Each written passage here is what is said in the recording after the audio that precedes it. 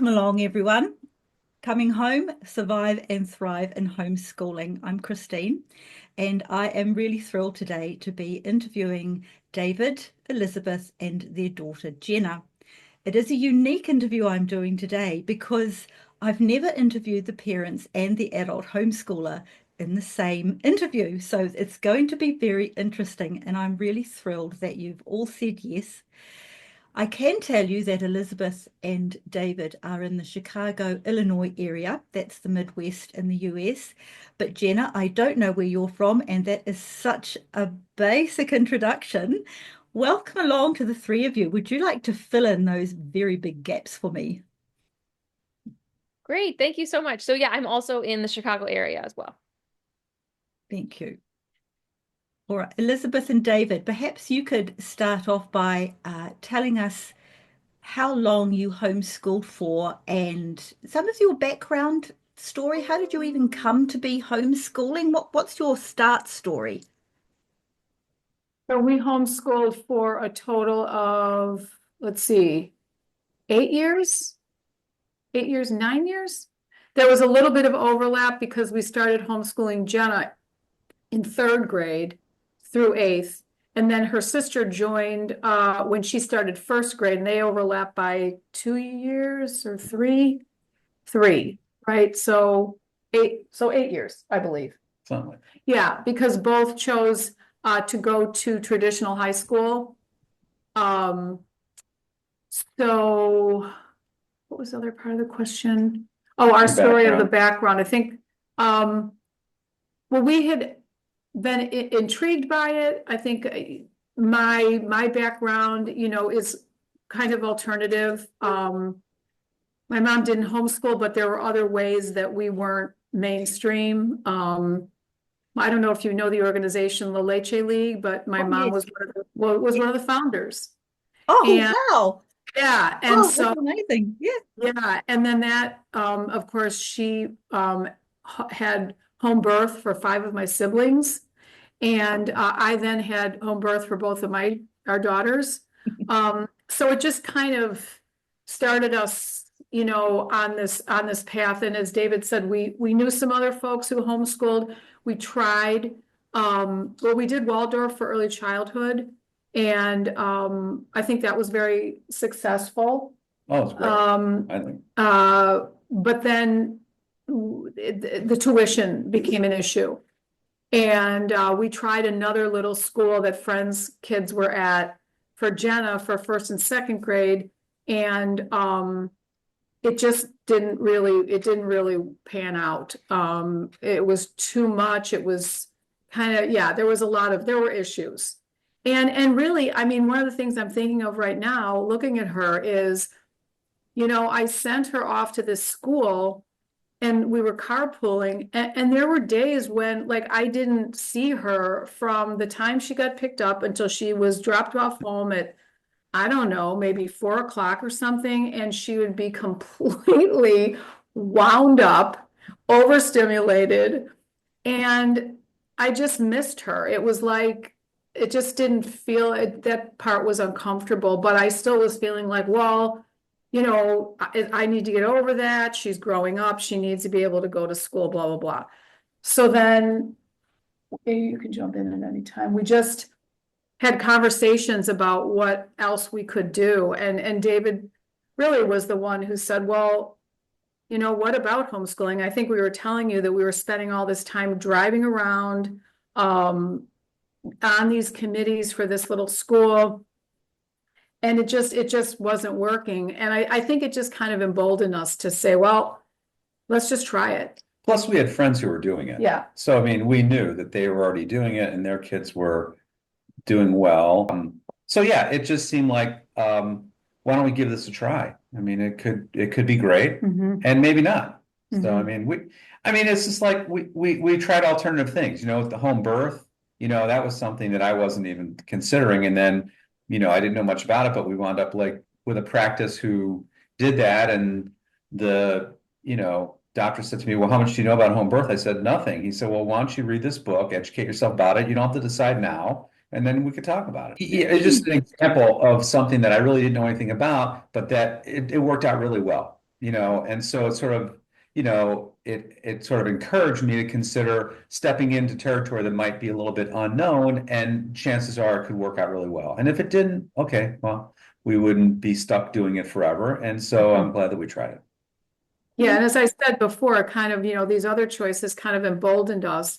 And then David saying, how could homeschooling be any more, work than what we're doing, all this driving around, carpooling, being on these committees for this trying to save this little school, basically.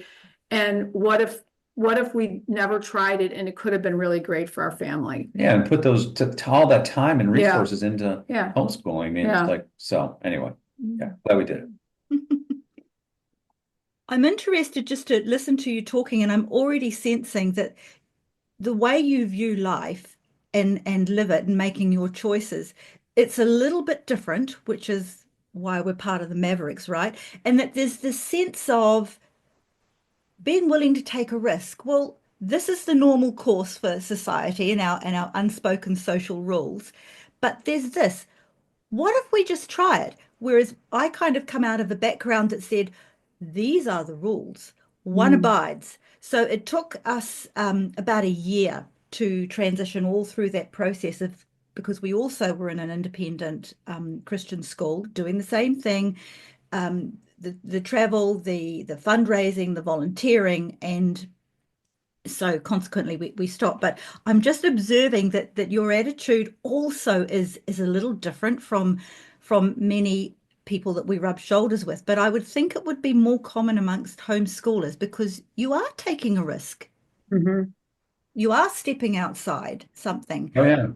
but you recognize that, well, if it doesn't work, just step backwards or sideways or whatever. Jenna, do you think because you've grown up with that way of making decisions or viewing things, you like your parents in that respect, or let's give this a try. If it doesn't work, we'll just change? Oh, yeah. So that's quite natural for you. Well, I think that what I was kind of sort of, I guess, sensing that some of my friends in traditional school, like what they were learning, I was like, none of it seemed very hard. So I was kind of like, I didn't think I was really missing out on anything. Like I was like, I mean, you know, it didn't seem like too difficult to figure stuff out. So even if it was a total flop and I had to go back and learn, that was kind of always our go-to. Like, well, if you have to, it was just this trust of like you learn how to learn. So you have that confidence that whatever you need to learn, whenever you need to learn it, you can. And it's like not like someone has to sit you down and teach you, but you have that internal motivation and capacity to process information and set goals and understand how you learn best, and take responsibility for that, which I think a lot of adults now around my like don't have those skills still because school doesn't teach you that. They're teaching you to sit in a chair and listen and follow rules and, show up on time. And none of that is really that helpful for how life actually is. Mhm. Yeah, very, So very. I felt like it made a lot of sense to me. Like, well, why would I go to a building and, sit in the constructed like classroom setting that really has much less to do with life than, kind of like this whole other path that we created that was in many ways just more natural than school actually is. School is the artificial thing. That's the joke. Yeah. Like, A small dude, little, once you step out of it, you're like, that's so weird. Why is that the normal thing? It's not. It's just it has enough momentum now that we take it for granted. But if you go far enough out and it starts to seem more surreal, the further out you get, like, actually, that's really like, yeah. Mm, mm. Yeah. Jenna and I went, when we were evaluating what to do, she and I went over to the local public school. It was right around the corner from our house. And we went into the third grade classroom, which is where she would go in the next year. And it was so crazy. The teacher was like being so mean to the kids, like they forgot their recorders or whatever they were doing. And he was like yelling at them, in front of these guests. And I was like, wow. And then Jenna just like sat down, she picked up whatever book they were working on, flipped it to the back, looked at it, and she said, Mom, I already know this. Waste my time. Yeah. Yeah. But Indeed. let me tell you as well, I mean, many a morning in the beginning, it's kind of like, okay, you make this decision. And it's one thing if you make a decision that's outside the box or whatever for yourself, but these were our kids, and so I went through 12 years of education, or more, through a master's degree, whatever that is. A lot more. More, yeah, through a master's degree, right? So a lot of mainstream education. So there would be just these mornings where we would be taking a walk and I would just be scared, of like, oh my God, the what ifs and the brainwashing from my own experience in school. And David would just be so great about just like, helping me to, I mean, that was the biggest piece for me is my unlearning. My getting clear about like school is not the way. Mm. That's quite a big deal, I think, when you do take on the commitment of homeschooling, unless you were brought up in a homeschooling environment yourself. You actually said the right word. You've got to like de-school Right. because that's your default position. It's what I Mm. grew up underneath. And Yes. because you're not delegating anymore when you come home, and especially on the uncertain days or the black days, as I call them, you just kind of go back to the default mode. And it took me years to undo that and de-school myself. So thank you for saying that, because I think that's important, especially for the new homeschooling folk to know it's Mhm. try not to panic when you are trying to relearn something. Mm, mm.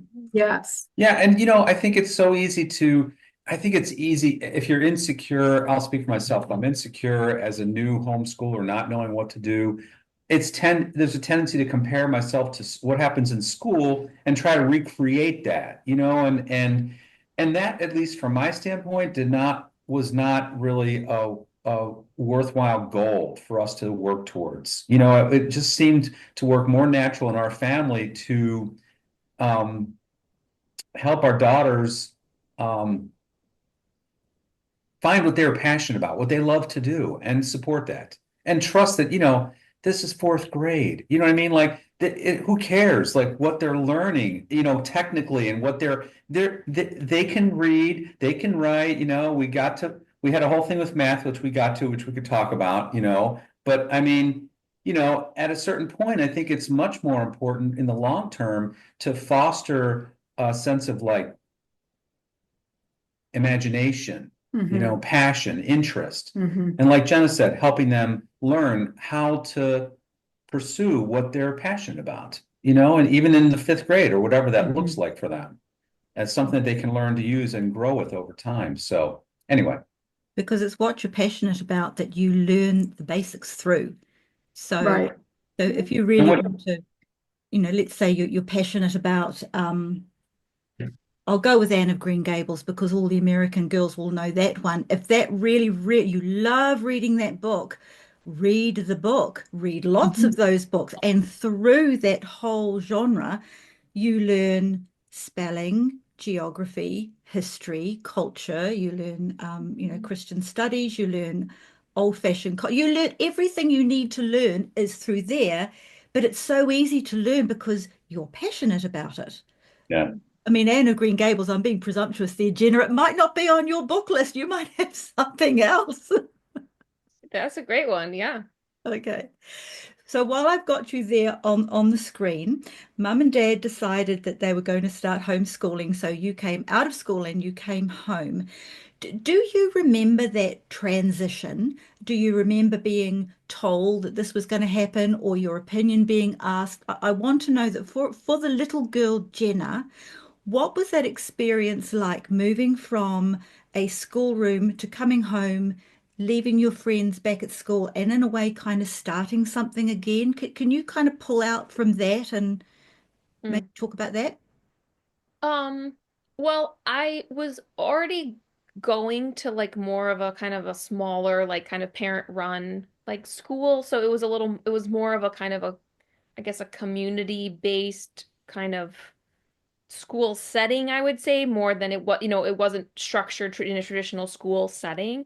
And I didn't really have many friends there. So it wasn't really like anything I didn't feel any sense of loss really. I felt really curious about what I was going towards.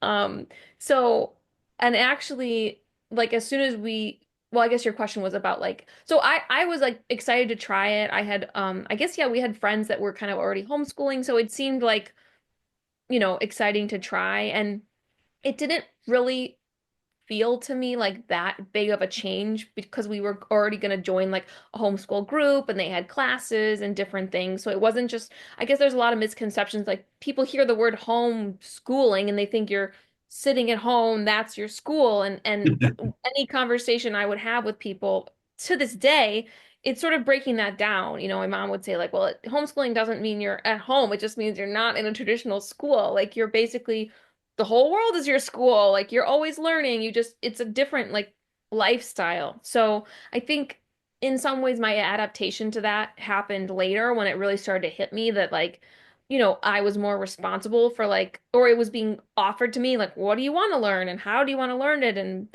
like a more open-ended kind of experience that I think ultimately I really thrived in. But probably at first it was actually a little harder because actually the community school that I was in before that was way more unstructured. So this was actually more structure for me, which gives you a sense of how I am.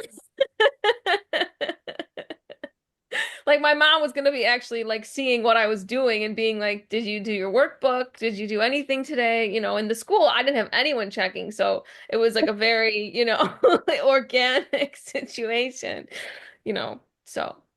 You're skating on thin ice. Yeah, Lynn tried, I mean, he tried, right?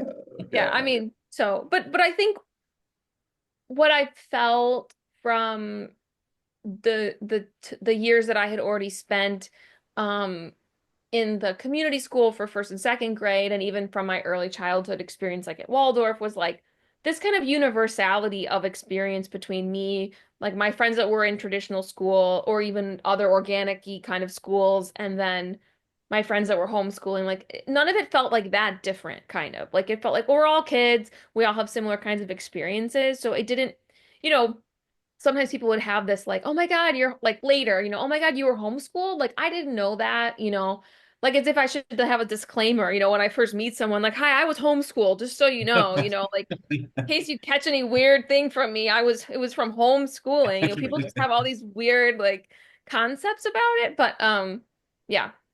Mm, okay, that's good. So you had a fairly good experience coming home.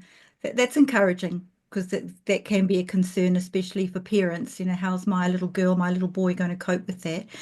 Well, Elizabeth and David. Oh, no, Jenna, did you want to? Oh, I was gonna say, I think the main thing was like I could tell that my mom was scared. So that I think made me feel actually more excited, like it was an adventure. I'm like, what are you scared of? Like, we're gonna go to the library and like I'll read this book and then, like I thought it was like fun, So that was I think the only moments when I was like, oh, like maybe this is kind of bad or like it could go really wrong. I didn't really know what could go wrong, it was like what could go wrong? Like, I'm just gonna read all these books today and do the same thing tomorrow, and that's the plan. Or Um, we're gonna we belong to something called we joined up with our homeschool group to something called Urban Gateways, and it's like, a program where the public schools get to go to all these like matinees of all these incredible things that are in, and being in Chicago, we had, great things going on downtown.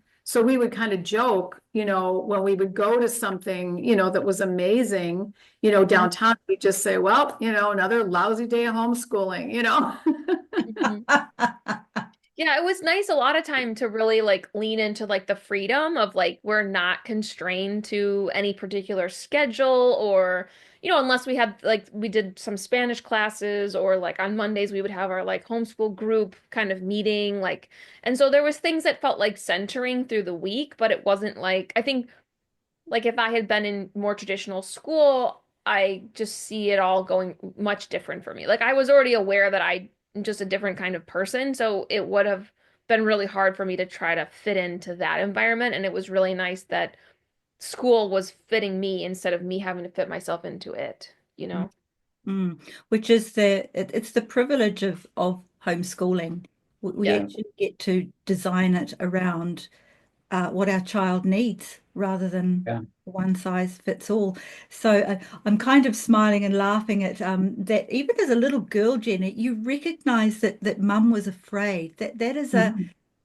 it's a very clear word in a sense that you knew it, but you didn't really know why. So Oh no, Elizabeth, I would ask her and she would say yeah, like, I think I might be messing you up, you know, for your life and your learning and stuff. And I was like, I'm not really worried about that. I don't know if it helped her, you know, I was whatever, 9 or 10 or Did, something. I know did. you I was offering what I could. Like, well, I'm not concerned, you know.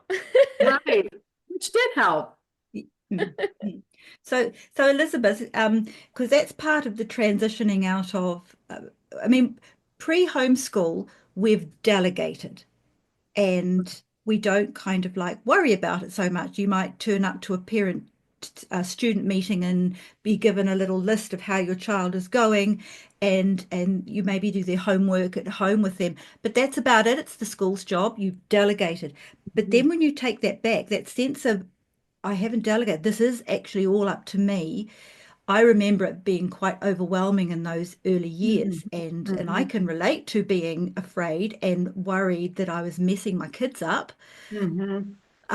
So can you could just address that for a little while, Elizabeth? You've owned it for a start, but how did you work through those times when you did feel that? And David, you've obviously got some way of working out this with your wife as well. So talk about that for a little while because that's actually a big deal for parents. I know, I mean, fortunately I remember one really close friend, who was my La Leche League leader. And she, her kids were at this little school that we sent Jenna to for first and second grade. But she was a big support, and I went and had other people that, and there were a couple of, well, the parents, mostly the moms, but there were a few dads at the homeschool group that we would go to on Monday. They were really helpful, and supportive. I would say that was a lot, just having these other parents that were reassuring, and understanding. And I mean, I remember one time talking to who's still a close friend. She was a public school teacher, and I would talk to her about, and she said something. I mean, a lot of things helpful, but one thing that so stood out. She said, it's just different problems. If you send your kids to school, there's going to be certain problems. You're homeschooling, it's just different problems. It's not like one or the other, is the right thing, and then you'll have no. And one of the things that, that I think was a blessing, but also was challenging, and you don't send them off to school. So if the morning's not starting out that great, you got to work with that, which is, like I say, ultimately, I think it's real and it's a blessing, Yeah. but it's different, you know? Yeah, and challenging at times. So yeah, I mean, I would just say support is huge. That was a big, and that David was available for those conversations, and also to be involved, we were for the math portion. And anything else that you officially, right? You did the math. My main job. Yeah, but I think that was the big part for me, and just recognizing that it's something that, you gotta work it through, if you were, and then you do wind up, becoming more confident. To me, it's a way of raising a family that has some advantages, really, I think, compared to a lot of the other choices. I mean, we both made being parents and the quality of life in our family like the number one most important thing. I made career choices that, put that first as opposed to doing more travel, earning more money, being more in the corporate world where my time would be less under my own control. And there's trade-offs about that, but I think that overall, I'm really pleased that I made those choices. And I feel like, the time I had with my daughters when they were young is something that I can never do again. So I'm grateful about that. Mhm. And but it's not for everybody. Some people don't have the option to do that, and there's certainly challenges in making those choices that are different challenges than people face when they have their kids in school. Um, and one thing, just about the math I'll put in there for anybody who's struggling with kids who don't like math and they feel as a parent they've got to teach their kids math, that I think that our young daughter, I think, really liked math. She was into it. She wanted to be able to catch up to her sister and do whatever her sister did. So if her sister was ahead of her in math, she wanted to learn so she could be as good as Jenna, but Jenna wasn't really, was okay. I mean, okay, but we got to a certain point where she's like, I'll just say not interested in math, really. And I was bringing a lot of energy about, like, you got to learn this. Come on, we got to keep up. And then I remember at a certain point, like, you know what? I'm just going to let go of it. And I said to her, it's not important. I trust that when you got to said, go I know math. I said, yeah, I know math. When you have to go to the grocery store and figure out what's a better price, you'll be able to figure that out. One way or the other, if you got to bring a calculator, fine, or not, whatever. When you want to learn math, I'm happy to do it with you. And in the meantime, I'm going to stop bugging you about it. I'm going to stop, we're going to stop having conflict about it. It doesn't even matter. And for probably a year or maybe even longer. We never we didn't even talk about math. It was just like not an issue. And then all of a sudden, Jenna realized that she wanted to go to high school. Yeah. And she had a test to get in, and she was A like 7th grade scare. motivated to learn math. And we cranked. I mean, she did awesome, and she was motivated, she was interested, and boom, it happened. So I want to just like suggest to parents who are stressing about like keeping up with math, if you have a student, at least from my experience, who's not interested in math, don't sweat it. Eventually, they'll decide they want to learn it, and then your job will be a lot easier, and your family will be happier. Mhm. That's my 2 cents about math. Jenna?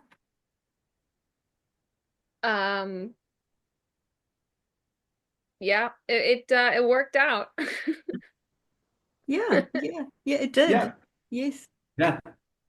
So Yeah, looking, we wound up hiring a tutor because of this 7th grade test. And I remember, wouldn't we go twice a week, Jen? I think it was at least two, Yeah. 2 or 3. Yeah. Yeah. Well, you learned what you needed to know. yes. Yep. Yeah. And something you touched on earlier, Jenna, is that as a result of homeschooling, you were thoroughly equipped to be able to research, find your own resources and learn what you needed to learn. So now as a woman looking back over, you didn't really like math. Do you have any like issues with math now, or are you fine with it? You know what to do? Yeah. Yeah, exactly. Yeah. Mm-hmm. I actually I think that learning how to kind of be responsible for the things that I learn and understand in the world, like if I want to understand something, having the trust in myself that I can learn it even if I don't like it, like that I think is the big piece, right? Instead of like, oh, I didn't like it and I got a D and now I'm bad at this, so I'm just gonna like avoid topics like that. Like I think it was learning more like, okay, this isn't that I'm necessarily bad at something. I haven't put the work in because I, just don't like it, but the capacity to like learning how to learn and how to motivate myself, which is like I needed a deadline. So my deadline was high school. Like here's this, because math didn't seem real to me. It was like, who cares if everything was like hypothetical. Well, if Sally has this much pie and this, I was like, this has nothing to do with my life. Like what? This is so dumb.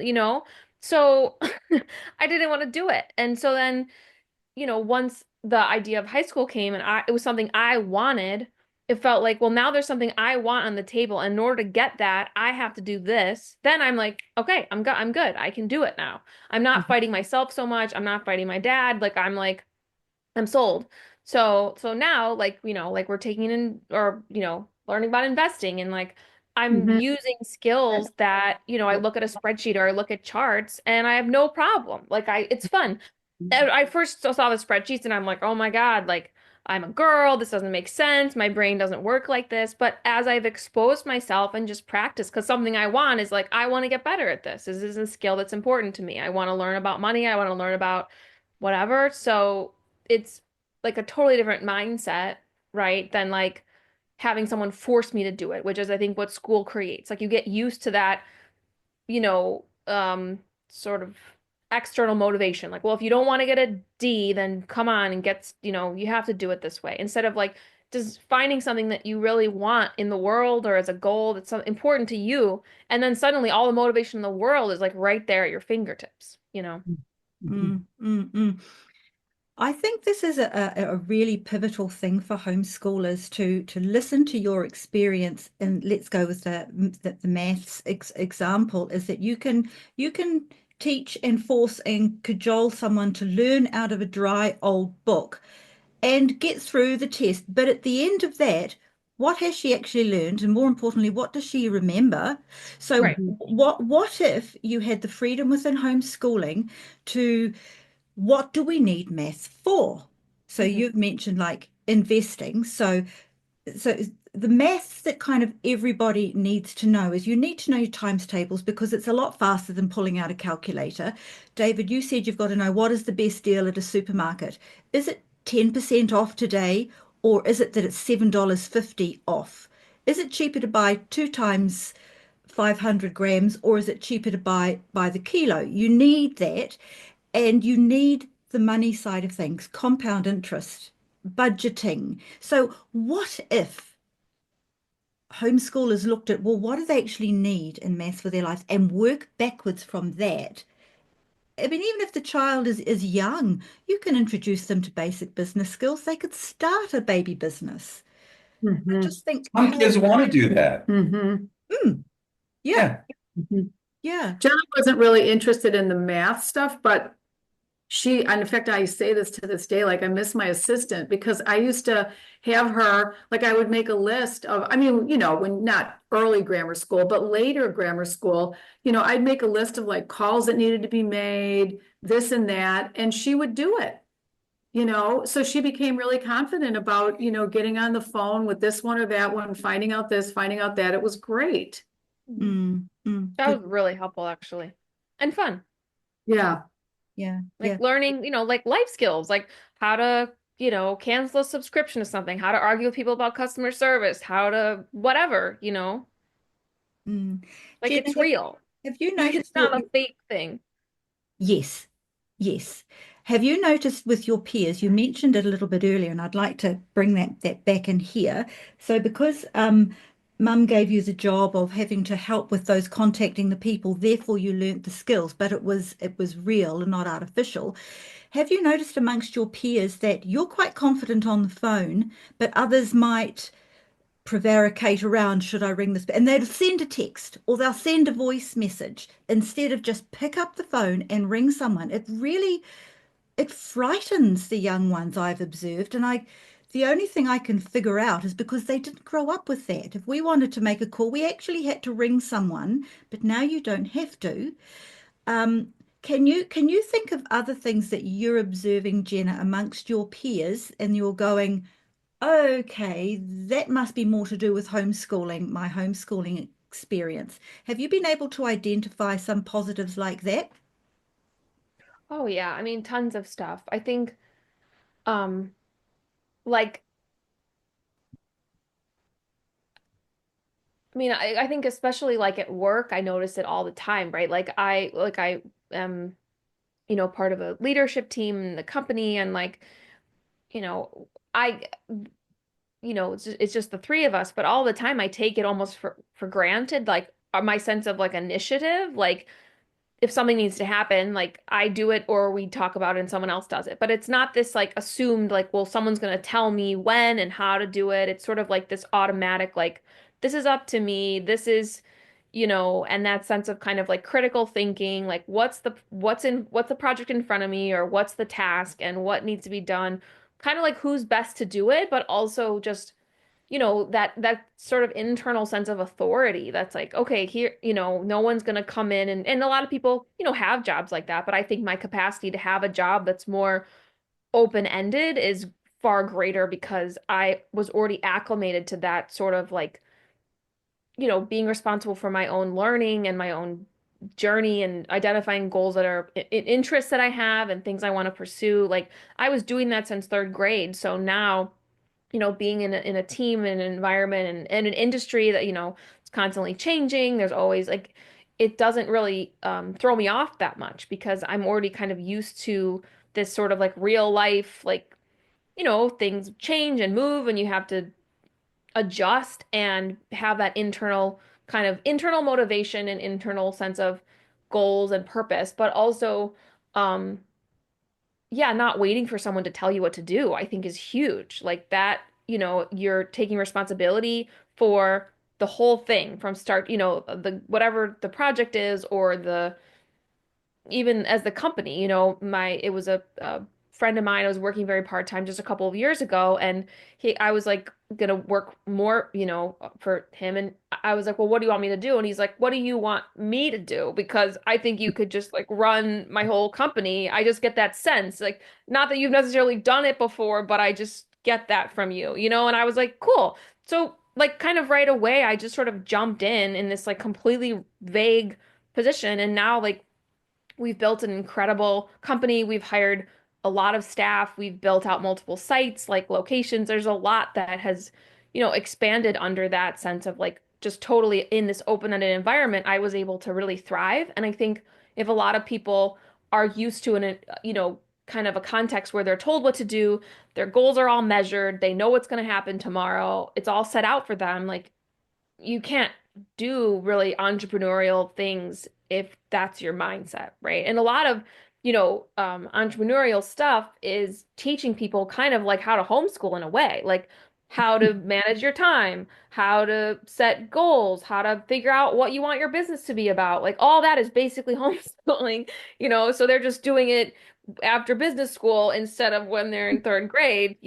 sitting down trying to be like, what do I want my life to be? How do I make that happen? And what are the tools I need to get there? So you learn to take yourself seriously kind of early, which I think is good because there's a lot of leeway between third and eighth grade. You got that time to sort of, make some mistakes. And then by eighth grade, you're ready to really drive your ship. Yeah, I think it's quite a common thing amongst homeschooling graduates, if you like, no matter how long they homeschooled actually, is that they do have this sense of initiative that's quite natural because it was part of their life. So as parents then, Elizabeth and David, did you realize that this was, I mean, did it happen by accident, or was this part of what was important to you in wanting to homeschool your girls? You want them to be independent thinkers, you want them to know how to think, not what to think. Was that part of your strategy? How did that happen for you? You mean in our decision to homeschool as opposed to having them go to mainstream, like regular school? No, sorry to not to be clear. During the years you homeschooled and you went about your daily life and your books and your everydayness, how did you get that strategy into your everydayness, your life? The strategy of, Being you mean, independent, I think for resourceful. me, I can just take a shot at that. Sure, From my sure. standpoint, it was just like, I never really sat down and like made like a 5-point plan for that. It just was sort of like my values. And I think our shared values as parents of wanting to empower our daughters, wanting them to learn to take responsibility for themselves, wanting them to feel like what they're excited about is the right thing. Mhm. Not we're going to decide you should be an architect. That's Right. what you got to do. And like if you don't do that, you're wasting your time. I'm not going to spend money to send you to college to get an art degree. It's like all that kind of thinking didn't really fit for us. It was much more like, you know what? Literally whatever you want to do, it's like if that's what you're happy with, we'll support you. So I mean, and I think that that's what comes with that is sort of the expectation that our daughters will take responsibility and decide for themselves what it is that they want. We're not going to tell them this is what you should do, or this is what these are the choices you can make. It's like, hey, it's your life, you have the chance to decide what makes you feel fulfilled. So I think it was just sort of our sort of values, our philosophy as parents of raising daughters that like just supported those kinds of ideas. I think one of the things that was really important to me, because I remember, I mean, I went to mainstream school, grammar school, high school. As long as we had this opportunity, that it be creative, that they get exposure to, because I feel like I really missed that. Like, there wasn't a lot of like outside activities that I got to do, really in either grammar school or high school. So that was important, exposing them to all kinds of stuff, going to plays, but also, the opportunity to do work with ceramics. And what were some of the other things we did, Jen? Like we did all kinds Yeah, we of, did tons of stuff. Art classes, we did music stuff, we did group things like Ballet, don't forget Miss Yeah, Diane and ballet. ballet, Right. Maggie. homeschool groups. Yeah, we did writing stuff, we did cooking Right. classes, Spanish, lots of stuff. Yeah, we brought in, we would bring some teachers in, like Jenna mentioned, for language.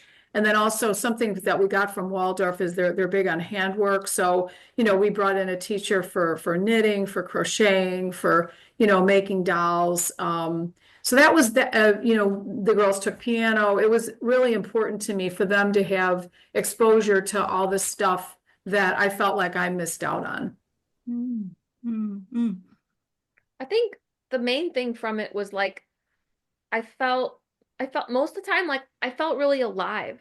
Like what we were doing felt alive. And I felt like, my friends in school, especially as the years went on, seventh grade, it started to get like just this terrible vibe. Like they hated school, they hated the people around them. There was bullying, they had all this homework, and I was like, I finished my stuff by sometimes 10 a.m. I'm done with my whole day and I can just do whatever I want because I focused for those couple hours or whatever. And that's really all they were getting in school. And, you don't do anything for 8 hours a day. That's insane.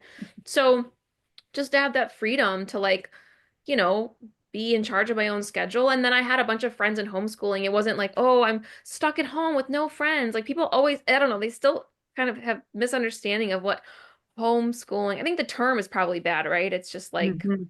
should be called like free schooling or something, It's like open-ended, but I think that the one drawback is like it made me not as good at like I mean, I never would have been good, but like, tolerating like kind of regular jobs or like things that just were kind of deadening. Like I just couldn't put up like I was like, oh, this is not I can't really tolerate it. And I think that's what maybe school does. Like it makes it, or it seemed to make a lot of my friends more accepting of like jobs that were boring or doing things that were like, well, I don't like it, but I have to do this for something else. Like that mindset just becomes so like then you wind up always doing something for something. Oh, well, you got to do this because then you have to get and then you have to get into this school and then this. It's like you wind up in a job that you hate and it's like all that is so sad to me. And so now it's like amazing because I feel like it has really pushed me to like return to that sense of aliveness that I felt and really I feel that every day now. I bring that into work, I bring that into my team, I bring that into,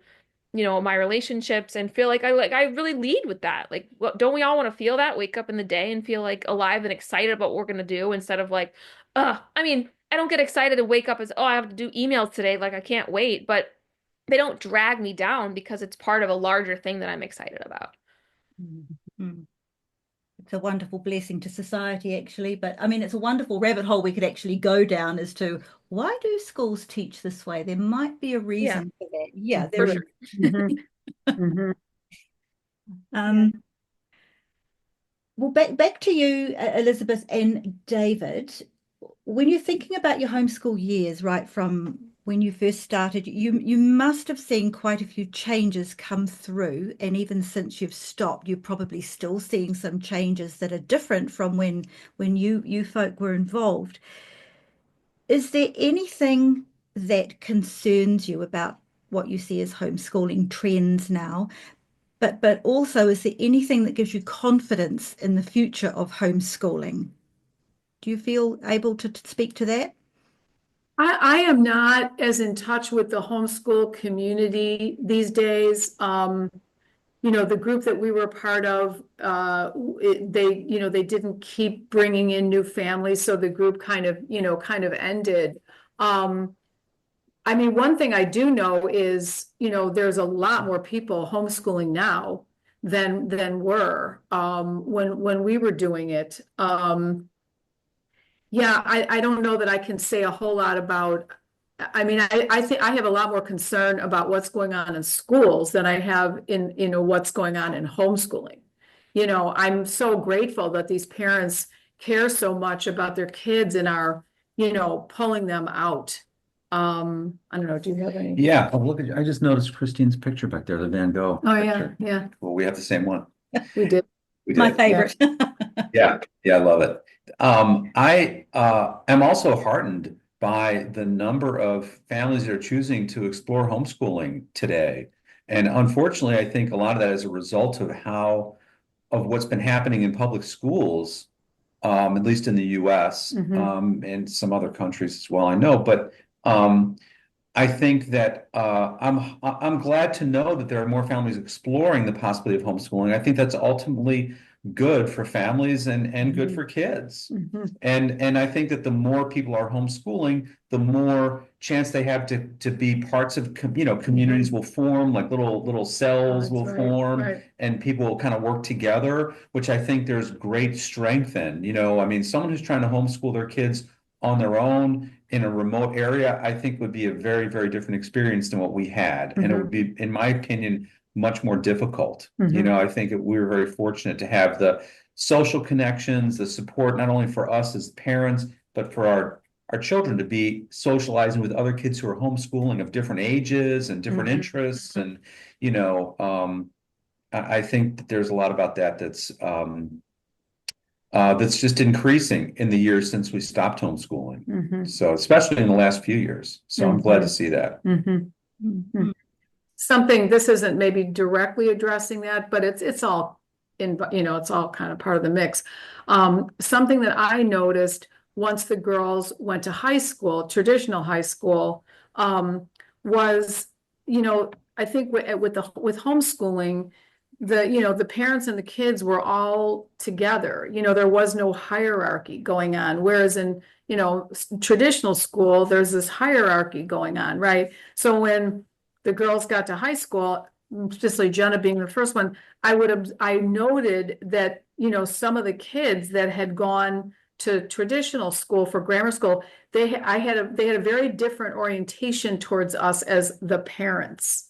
It was interesting, and it kind of took me back to my own, experience of being a kid and having it be such a division between like the kids and the parents. It was interesting, whereas I felt so good that I felt like our kids, were very comfortable, with kids and adults. And I think that's still true, like they just didn't learn this hierarchy.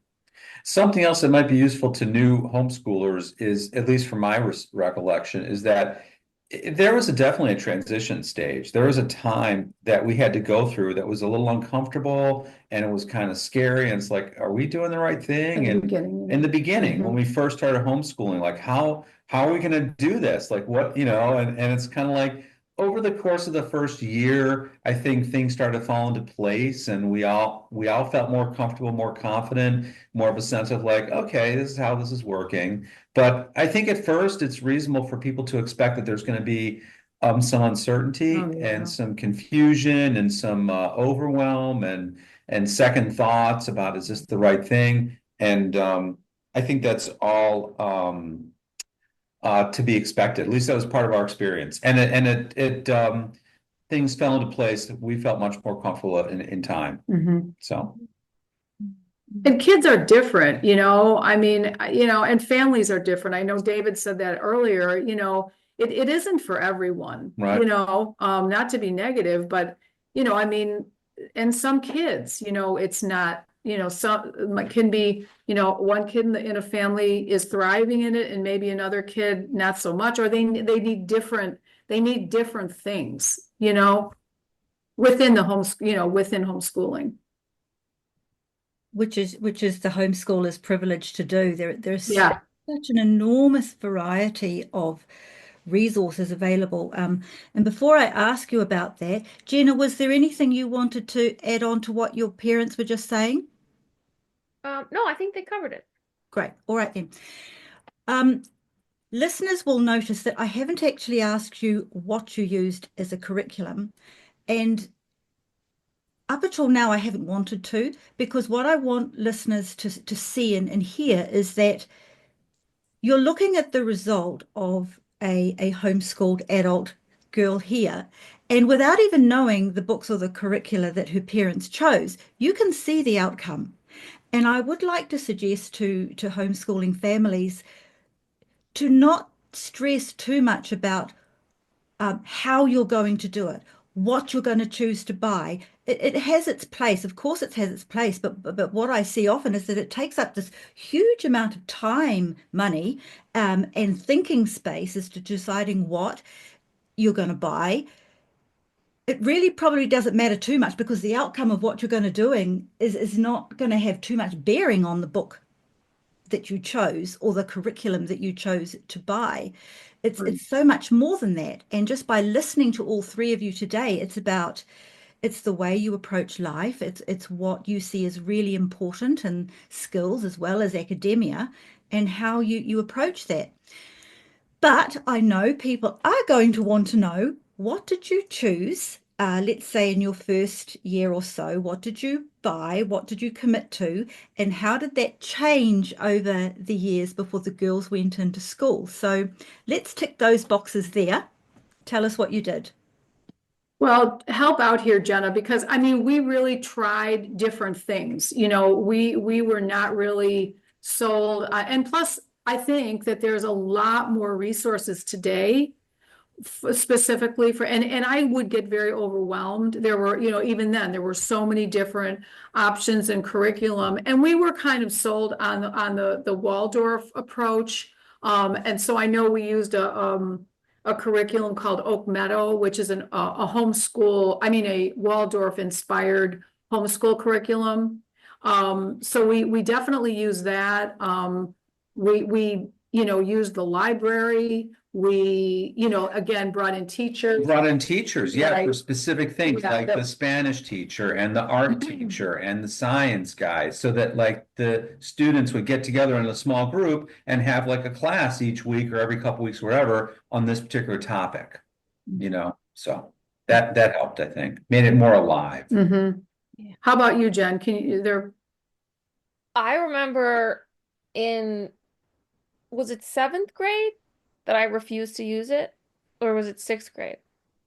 Remember The Oak Meadow? one year in the fall, you know, my curriculum came and the books, they were all there, and I looked at them and skimmed through and I was like, this is too stupid. I'm not doing any of this. And my mom was like, okay. What are you going to do instead? And I was like, anything. I'll do anything else. I hate, this is so dumb. Like it was, the lessons were like, oh, like read about this and then make bread like they did in the book. And I was like, it just was so stupid. So I refused to do it. And then I think that was also during my math strike.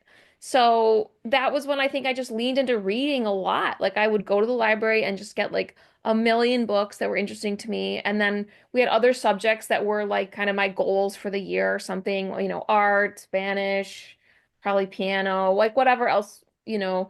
So then through the week, I would just build my week out like that. Like, here's the things I want to learn, get to this level of this, or learn how to, you know, watercolor better, like whatever things were interesting.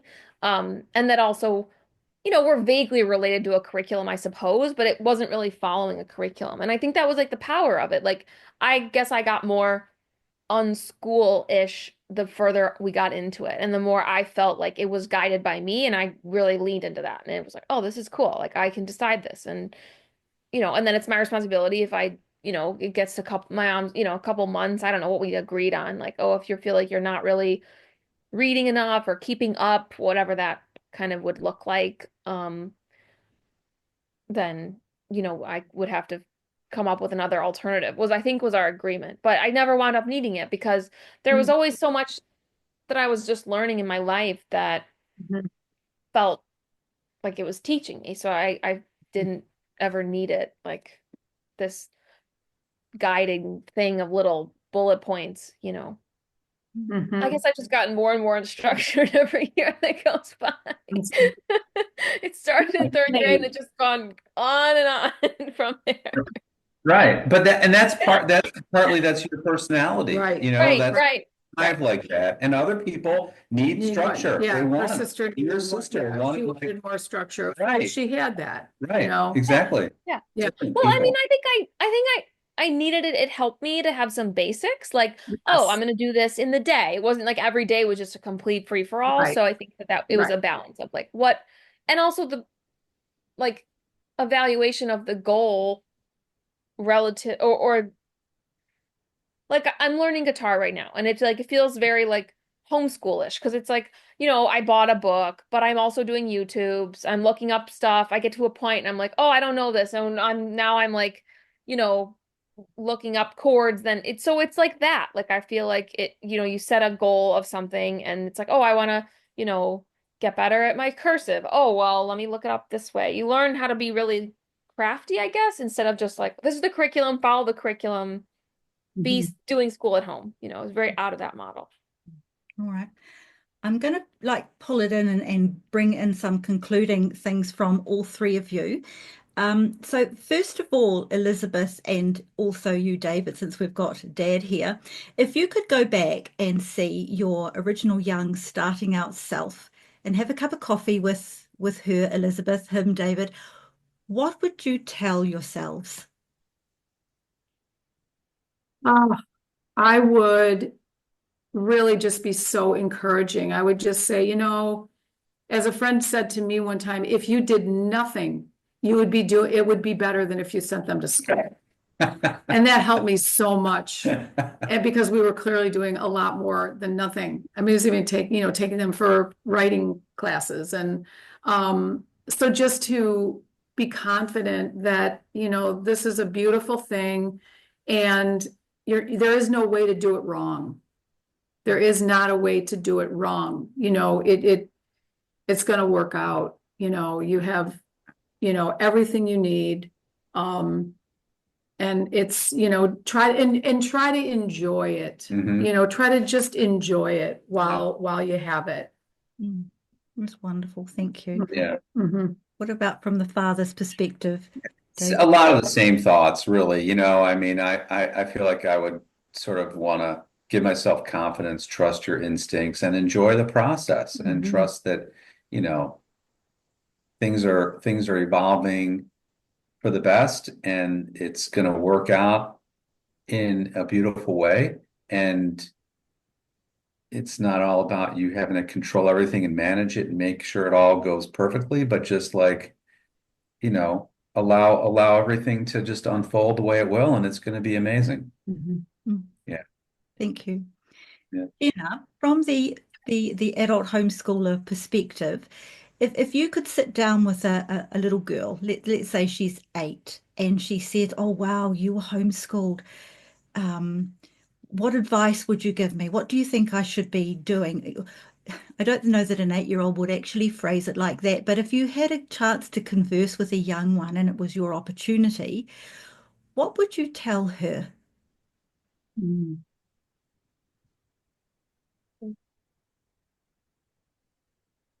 I think the same things they were saying as far as like, you know, just trust yourself and enjoy it and um to not have to create something different than your actual experience, you know? Like it's all valid. Mm, There's mm, nothing else out there that you need to try to have or do or be, you know, like your experience is great as it is and you'll just keep learning as you go.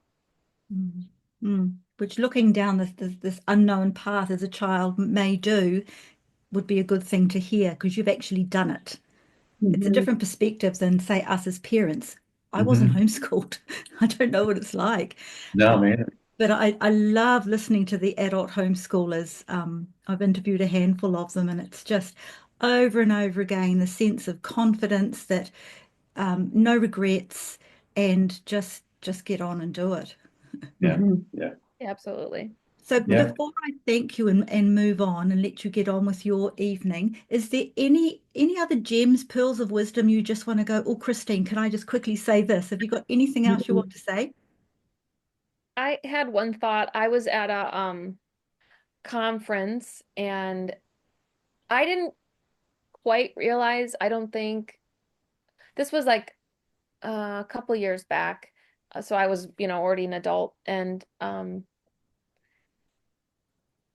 I didn't quite realize how, I guess, still kind of out there like homeschooling is because it was kind of a like kooky conference. So I thought like, oh, it's sort of an Earth conference. These people are probably, and a lot of people kind of came up to me after and they were like, oh, you mentioned, you were homeschooled. Like it was this big like revelation.